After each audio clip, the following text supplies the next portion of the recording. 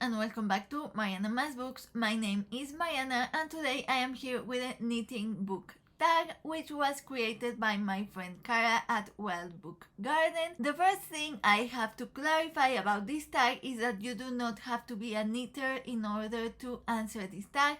I myself am not a knitter, even though I am wearing a knitted sweater, but I didn't need this. I bought this in a store, but as I said, you do not have to be a knitter because what Cara did was that she takes knitting concepts and then she parallels them into bookish questions. So I'm going to answer the bookish questions even though I don't know how to knit. I was playing around with how I wanted to answer the questions because I do have answers for these questions, but in honor of Nonfiction November, I am going to answer all of these questions with nonfiction answers.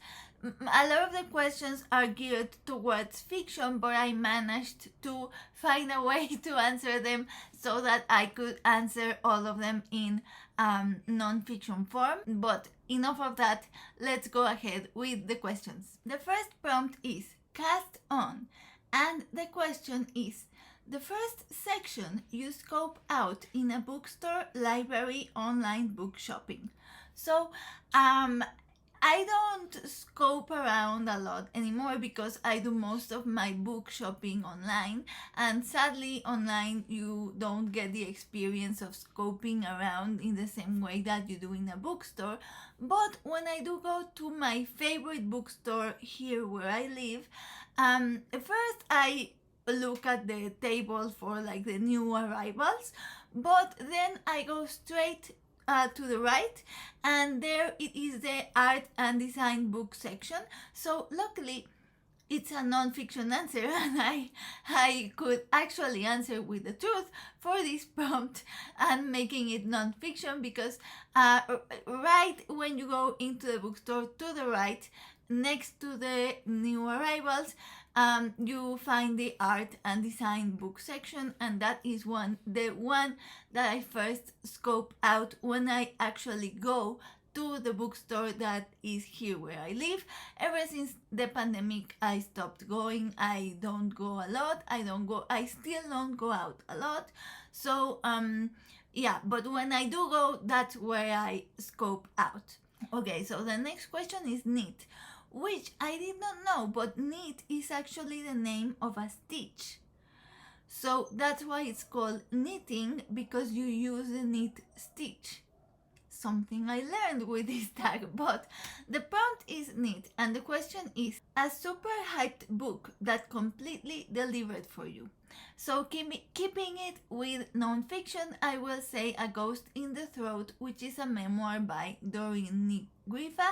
And I mean, I guess nonfiction in general is just not as super hyped as other type of books, mostly fiction books.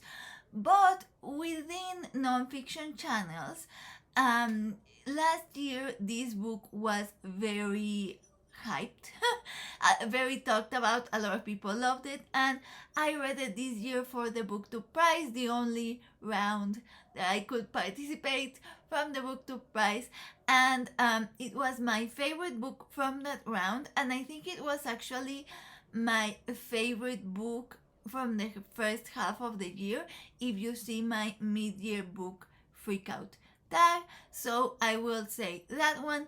It is a memoir.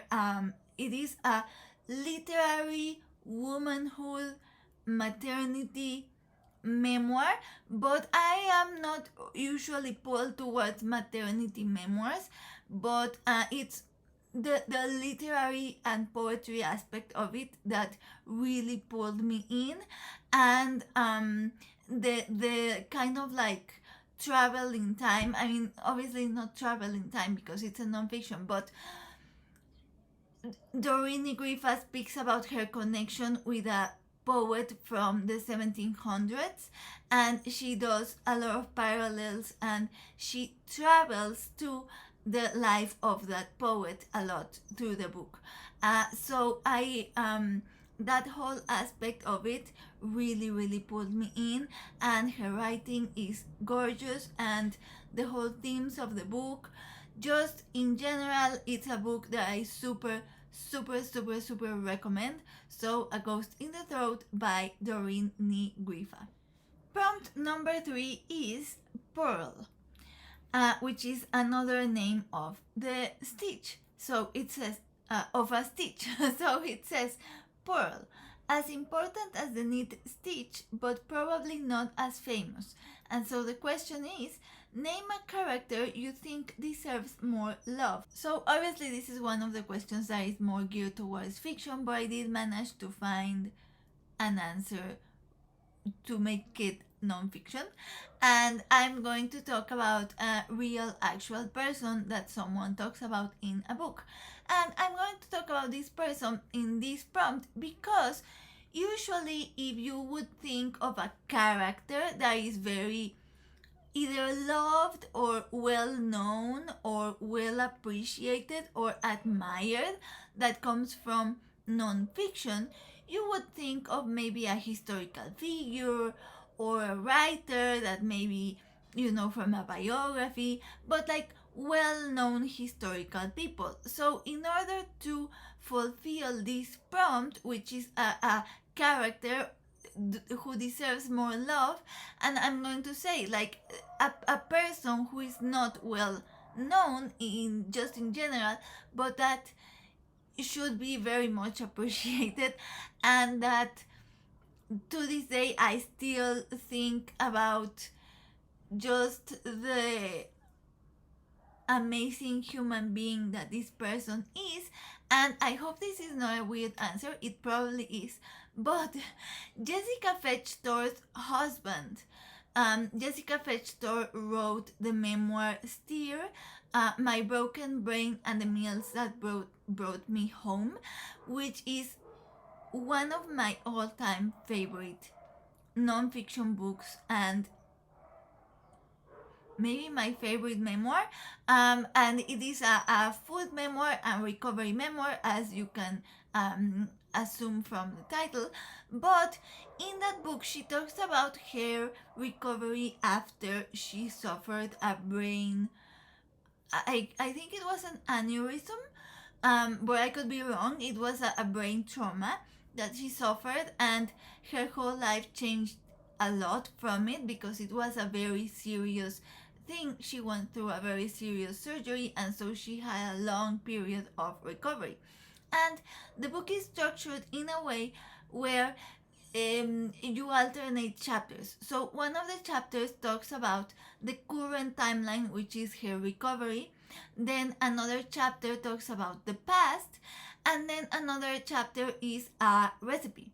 So she connects she connects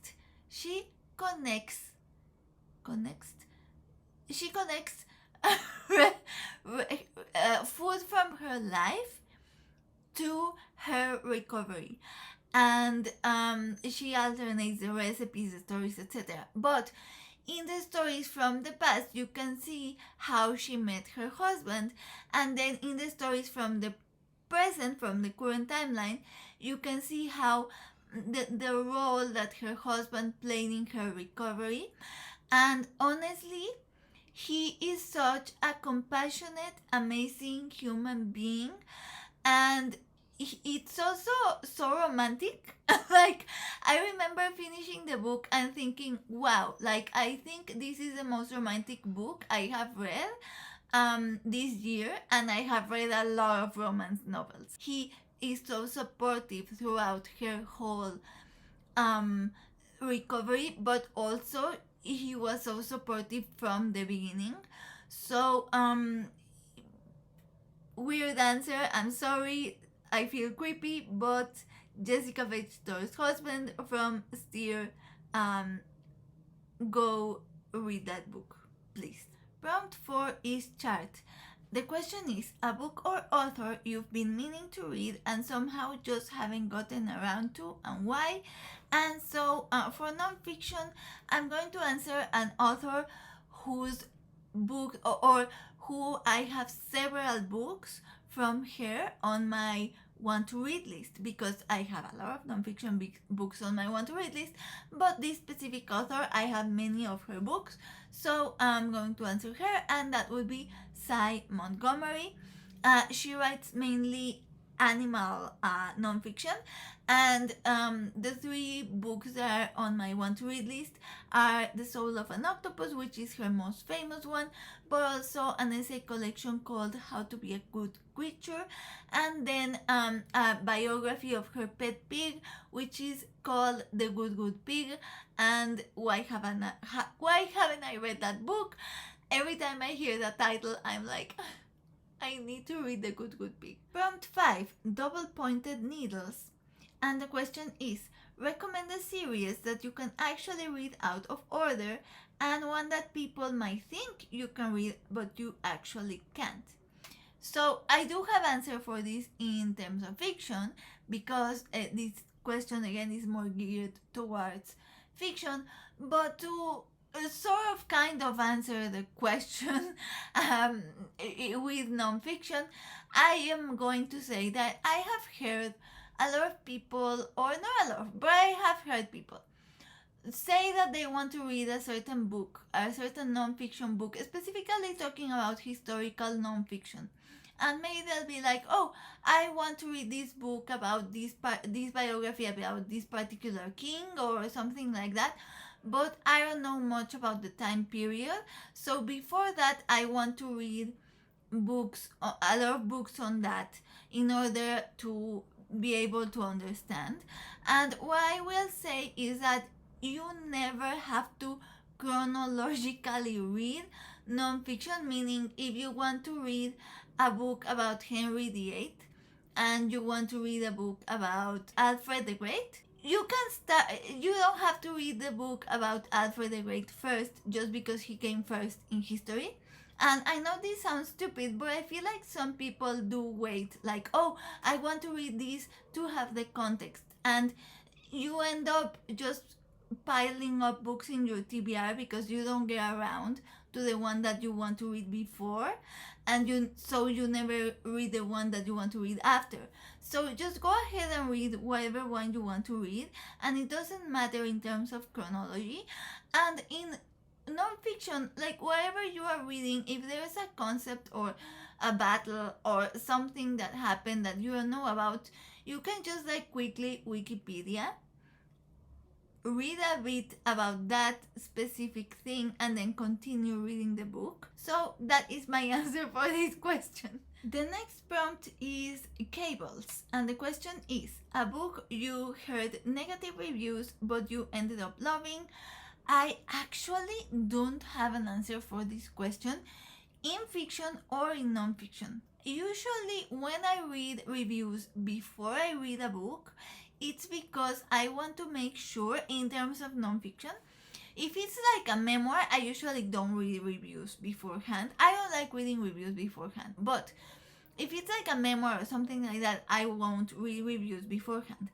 And if it's something like any other type of nonfiction where you require sources or like certain academic rigor, or you want to make sure that you are reading someone who is a trustworthy author, a reliable author, that you because sometimes you will find like a title that you want to read, and when you read the reviews, you start seeing that people say that this author often mentions, I don't know, things that are myths in history that are not proven, and the author mentions them as facts, or you will see that the sources are not properly cited, or things like that.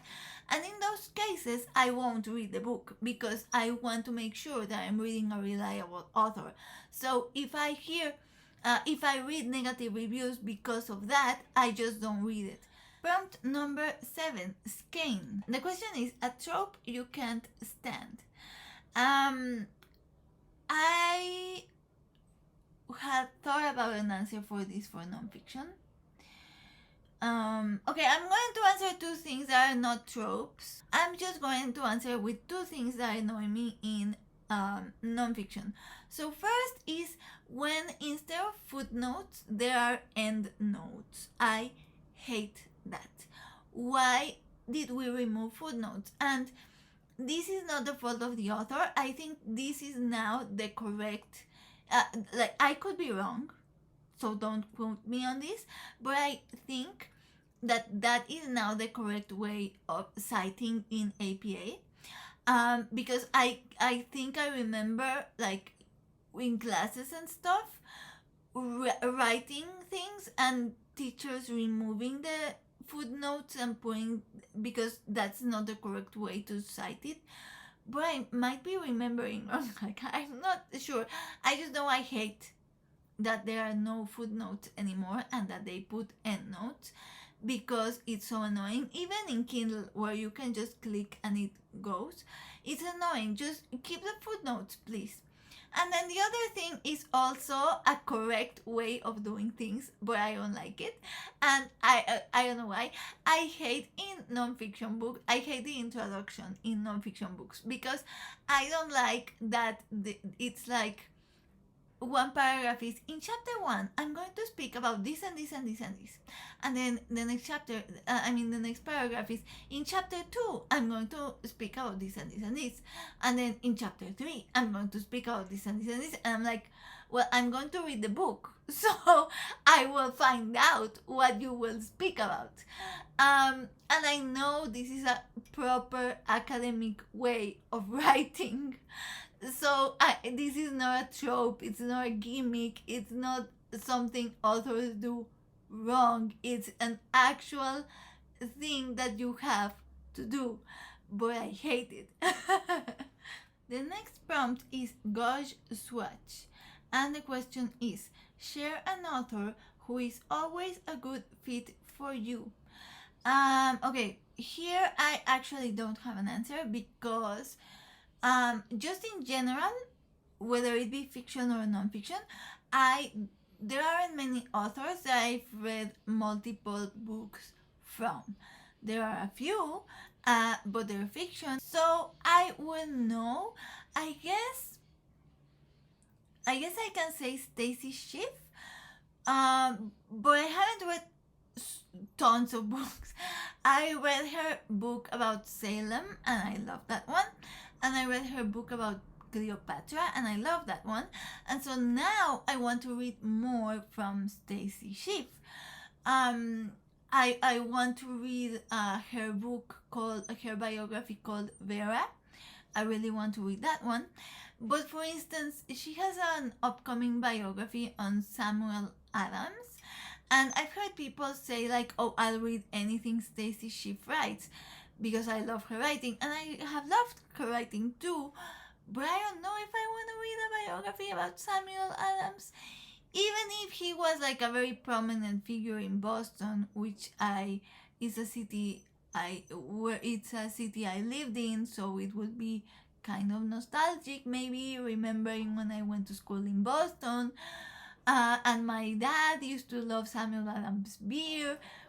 But even so, I'm not sure I would like to read a biography about him, and it's Stacy Schiff. So I am not sure I have an answer for this in nonfiction. The next prompt is stitch marker, and the question is, share a specific scene that stands out clearly in your mind. It says no spoilers, but I don't think this is a spoiler because it's historical nonfiction. So the first one that came, I'm answering the first one that came to mind, comes from Helen Rappaport's the Romanov sisters. And in the end of that book, and again, this is historical nonfiction, so it's no spoiler, after the Romanovs have had to escape, after they have been relocated to Ekaterinburg, to the place where they are eventually murdered. When they the parents get located there. So Nicholas and Alexandra. And then they send their children. And I don't remember, I don't remember which of the sisters were the ones who were left behind and then followed after. But there is a scene where when these sisters, the one that followed after, they arrive, like they get down from the train and they arrive where they are meeting their parents to basically be on house arrest. But after the train ride, which was an awful experience where they were constantly humiliated, and listen, I am always on the side of revolutionaries, always, like I will always be on the side of revolution, but these were children. Like, why are we humiliating children? I get that you hate the empire, but these are actual children, and you are literally humiliating them, making them like undress. Like, it was an awful experience. I'm not going to talk about it, but after the awful train ride, they get down and they are met by tons of people that are going to take them to the house arrest.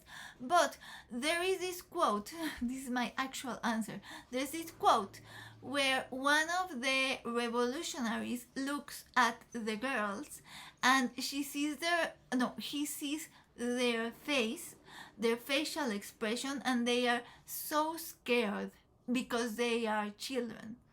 And they're so scared, and this super radical revolutionary guy wonders to himself, what have we done? And this is an actual quote, he wonders, like, this is not what we are fighting for. Like, what he gets he's very shocked by the fear that he sees in the girls' faces, and he questions like their way of doing, like he questions why they're doing this to this family. And it's like a very brief moment, but it's super powerful because it comes from this super radical revolutionary. And when he sees the human fear expression in the girl's face, he has a moment of realizing, wait, like, we are all human beings, what are we doing? And that scene really stuck in my mind. Prompt number 10, yarn weight. And the question is, do you have some bookish taste buddies? Let me think. In nonfiction, if Jennifer Brooks talks about a nonfiction book, I will most likely be interested in what she talks about. Who else? There's this Revenant Reads. He also recommends a lot of books I'm very interested in. Anyone who speaks about historical nonfiction, I will most likely be interested in what they are suggesting, especially if it's like medieval history or royal history. I'm more drawn towards historical nonfiction or literary nonfiction. So anyone, like any of the Victorian channels who speak about Victorian literature, that will in November speak about Victorian related nonfiction, those I also love. Oh wait, I remember Literally Smitten also recommends great nonfiction. Those channels I mentioned are channels where I see books they talk about, and oftentimes I'm interested in those books, specifically speaking about nonfiction. So, okay, prompt 11 is that novelty yarn someone gifted you because they heard you like knitting, but it's impossible to work with. What's a book that looked perfect for you on paper but just didn't work out? I will say All in Art School, which is a memoir by Neil Irving Painter. Neil Irving Painter is a historian, and she is a very renowned historian, and she used to work as a professor in Princeton, and when she retired in her 60s she enrolled in art school. And so this is her memoir about the time where she enrolled in art school in her 60s, and it's called All in Art School, a memoir of All in Art School, a memoir of starting over. And it just, from the title and the synopsis, it sounded exactly like the thing I would like. Neil Irving Painter is a historian who worked as a professor in Princeton, so like her whole academic life previous to art school is like, yes, my jam. Art school, yes, my jam. I love art books, I love art memoirs, I love art student memoirs, I love by artist biographies, any book relating to art I love. A memoir about starting over, you know I love memoirs. So it sounded perfect. But in the end, it ended up being more a story about her relationship with her father than a story about her going into art school when she was in her 60s. Or at least I perceived it that way. Yeah, it just didn't do it for me. Prompt number 12, scarf. The question is the perfect starter project. Recommend a good book for getting into a genre or kind of book. So because we're talking about nonfiction, I will say first, my actual recommendation for getting into nonfiction is look for books about topics you are interested in. Even if it's like a hobby or a TV show or a movie or an actor, if you're a fan of an actor, see if they have a memoir. If you're a fan of a TV show, see if there's a nonfiction book about the making of the TV show or a movie. If you like journaling, see if there is a nonfiction book about journaling. There will be things that you will find fascinating and people will think it's boring, and vice versa. I could read a book about the history of pencils and someone would probably be like, ugh, and I would be like, oh, that's so interesting. I was telling my mom recently, like, I am reading a book that's set, it's not set, it's a nonfiction book, but it is a nonfiction book about the 900s, early 1000s. And that time period fascinates me, and I was telling my mom I could read a book, like you could give me a book and say this is a book about how people in the year 1000 used to make their bed, and I would read it and I would be fascinated. So any topic that you're fascinated by, look for a book about that. But if I think of a book that I think anyone would get into, that reads like fiction, I know people say that about books, but this one I feel like actually does, is Lifeboat Number 8, An Untold Tale of Love, Loss, and Surviving the Titanic by Elizabeth Kay. And this is a super short, like 60 something pages book about the sinking of the Titanic, but it's just about that. Like there's no analysis about the history or anything. It's just literally an account, like a countdown from, let's say, 2 hours before the sinking, or it starts when the Titanic hits the iceberg, and then it goes back. It's a countdown towards the sinking, and it goes from different places in the ships, so it will be like again, I'm saying random times, but it will be something like, I don't know, 11:00 p.m. The dogs.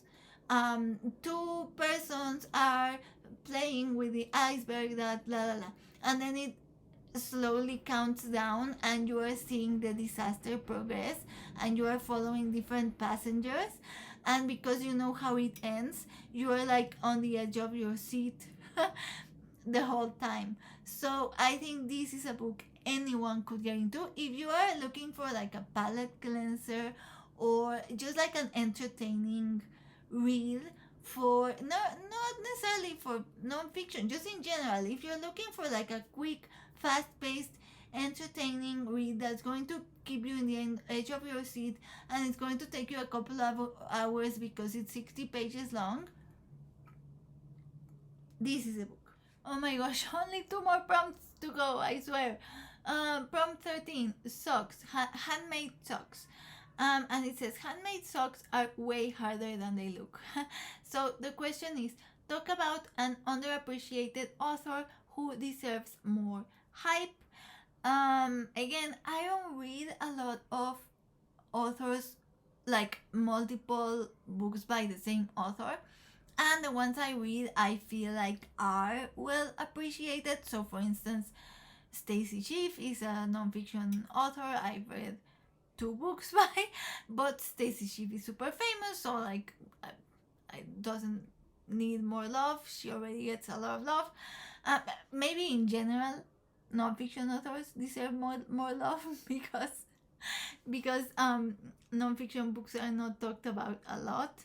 So I'm going to say that. Nonfiction authors in general deserve more love. That's my answer. To keep it short.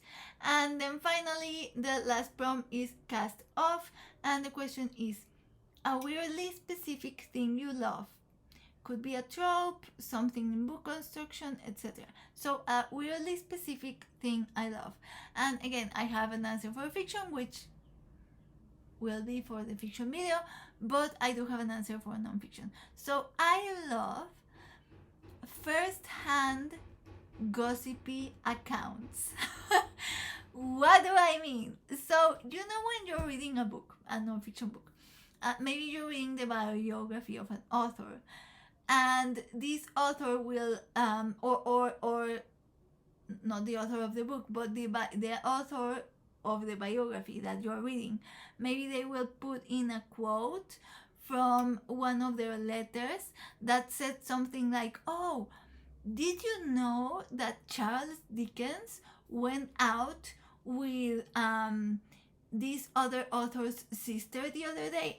Like that type of thing, and you're like, oh, okay. Or even not even that, like even something as simple as like, oh, so you like this historical figure loved taking showers once a month.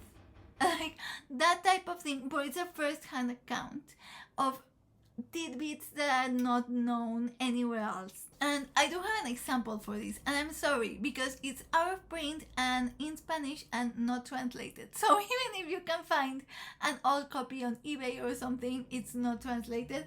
But last year I read Memorias de Inés Amor, una mujer en el arte mexicano, which are the memories of Inés Amor, who owned an art gallery in Mexico in like the 20s, 30s, like that time period. And she what this book is do I have to hold it?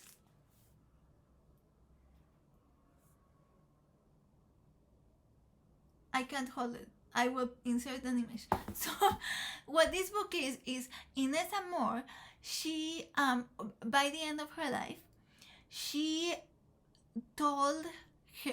recounted her memories to two Mexican historians who recorded them. This would be a great book to read for the record prompt of nonfiction if I hadn't already read it.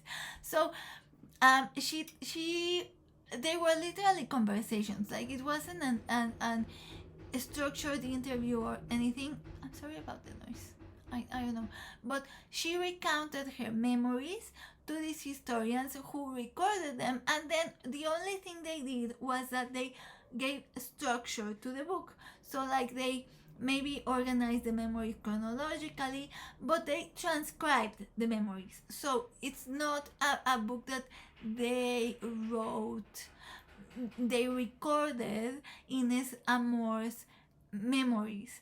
And so it's a first hand account of her art gallery, and you hear so many tidbits that you didn't know about figures like Diego Rivera, or like David Alfaro Siqueiros, or like Dr. Atl or Frida.